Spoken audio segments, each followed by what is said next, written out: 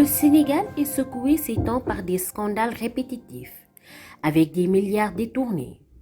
Scandale financier à la Loterie nationale sénégalaise LONASE.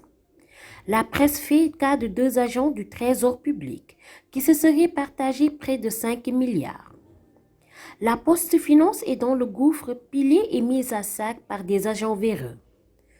Le dossier du présumé trafic des passeports diplomatiques qui implique des agents de l'administration, des parlementaires, des gendarmes en service au Palais de la République et des agents du ministère des Affaires étrangères complète le puzzle de la gestion, loin d'être sobre et vertueuse des derniers publics. La dilapidation de l'argent du contribuable remet en question le rôle que devraient jouer des organes de prévention et des crimes financiers. Qu'en est-il de la CREI, Cour de répression de l'enrichissement illicite, de l'OFNAC, Office national de lutte contre la fraude et la confusion, de l'IGE, Inspection générale d'État, de la Cour des comptes, entre autres? Sur la question de la malgouvernance et du sentiment d'impunité qui anime plus d'un, le président fondateur du think tank Africa Home Center Alioune Tine pointe d'un doigt accusateur le veto du chef de l'État. Aujourd'hui, nous avons une justice où le procureur de la République est extrêmement puissant, mais il reçoit ses ordres du ministre de la Justice, il reçoit ses ordres du président de la République. Donc, le résultat, c'est que quand le président veut que quelqu'un soit poursuivi, ben, il est vite poursuivi, c'est vite fait. Mais quand il ne veut pas que quelqu'un ne soit pas poursuivi, mais écoute, il met son veto. Mais c'est ça qu'il faut enlever. C'est-à-dire qu'il faut faire des réformes judiciaires telles, et c'est le seul obstacle, faire des réformes judiciaires de nature à ce que personne ne puisse entraver l'indépendance de la justice. Cette mainmise du président dont fait cas le patron d'Africa Home Center rappelle à bien des égards des sorties du chef de l'État Macky Sall, qui viennent plus ou moins étayer la surpuissance de l'exécutif sur les autres pouvoirs. L'on se rappelle sa déclaration en 2014 depuis les États-Unis, lors de laquelle il avoue avoir mis le coude sur des dossiers de justice concernant des dignitaires de l'ancien régime. Lors de son grand entretien avec la presse le 31 décembre 2020, le président Macky Sall a lâché une phrase qui en dit long sur les relations entre l'exécutif et le pouvoir judiciaire. OFNAC lu mu bëri doole bu paree ci procureur lay yem foofu la liggéeyam yem loolu la loi bi wax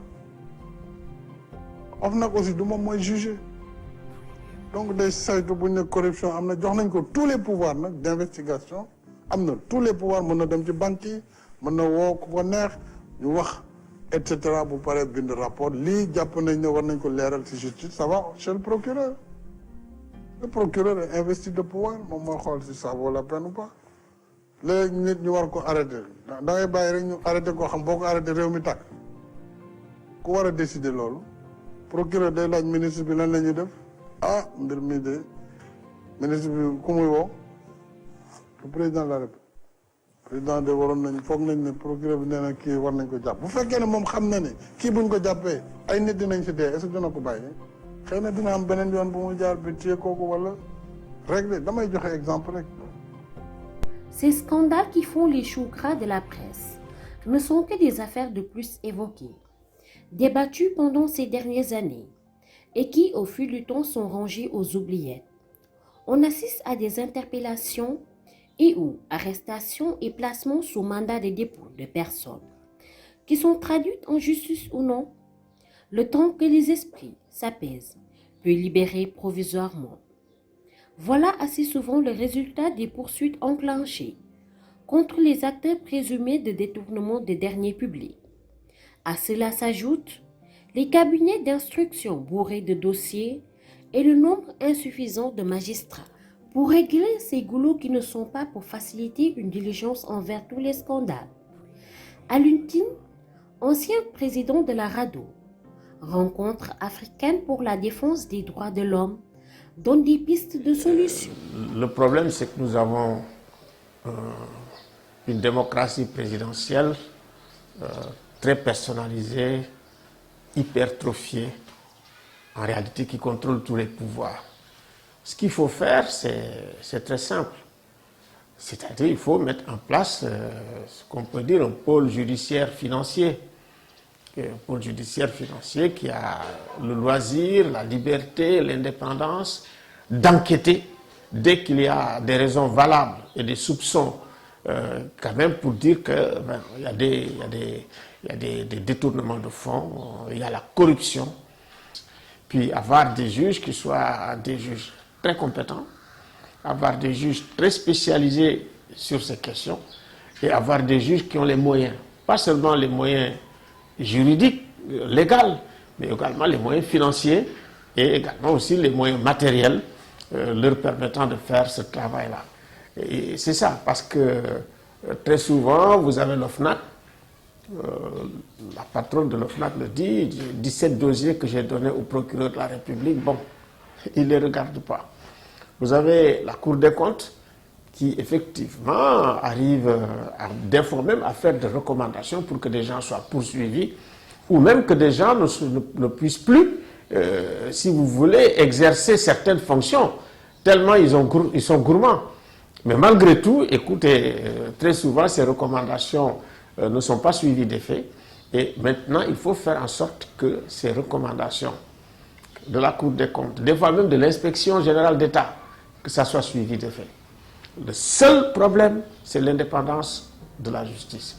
Et... À l'image de Alioune Tine, Ababacar Fall, secrétaire général du GRADEC, groupe de recherche et d'appui à la démocratie participative et à la bonne gouvernance, dans une tribune publiée à Sud Quotidien le 28 juillet 2021, avait préconisé des réformes pour lutter contre l'impunité. Il avait suggéré, je cite, « Il faut revoir les textes de loi afin de doter les organes de contrôle de pouvoirs de sanctions directes comme c'est le cas avec la Cour des comptes. Dans la nomination à certains postes, mettre en avant les critères de compétence en faisant appel à candidature, au lieu de mettre en avant l'appartenance politique. Faire une application rigoureuse de la loi à tous ceux qui auront été épinglés pour des faits de corruption, détournement ou violation des droits humains. » De toute évidence, le sentiment d'impunité quand des proches du pouvoir sont cités dans des affaires de délinquance et ou de crimes financiers est le mieux partagé dans ce pays. Malheureusement, ce n'est pas demain la fin de l'implication de l'exécutif dans le pouvoir judiciaire, d'autant plus que le chef de l'État Macky Sall ne compte pas sortir du Conseil supérieur de la magistrature. Il avait été catégorique là-dessus le 31 décembre 2020. Donc, le président, comme justice aussi dafa am indépendance bi tam lan la mooy juge bi la muy dogal vraiment moom moo koy décider sur la base loi bi mu yor ci lay dogalee benn président waxu fi juge defal li wala ça n'existe pas. Indépendance tam du rek vis-à-vis du président de la République, c'est vis-à-vis de l'argent, c'est vis-à-vis du pouvoir maraboutique, c'est vis-à-vis du pouvoir politique, c'est vis-à-vis du syndicalisme, même presque au sein de la magistrature. Ben amul droit de syndicat loolu suñu loi la fii Sénégal magistrat amul droit de syndicalisme mënuñ ko def du comme France amuñ droit jël position publique, c'est leur statut qui le leur interdit. Kon lu ñuy wax président et conseil supérieur fii lañ ko fekk depuis Senghor, est-ce que loolu maa ko fi indi? Président de la République est le président du conseil supérieur de la magistrature, il est le président du conseil des ministres, il est le ceci, il est le cela. La constitution depuis Senghor moo fi nekk kon ñoom ñi nga wax ñoo ko wax mais ñoom si loolu la ñu judd màggee ba fii pourquoi ñu bëgg ñu changer ko? Des propos qui tranchent net avec la volonté du président Sall de maintenir le statu quo concernant la magistrature suprême.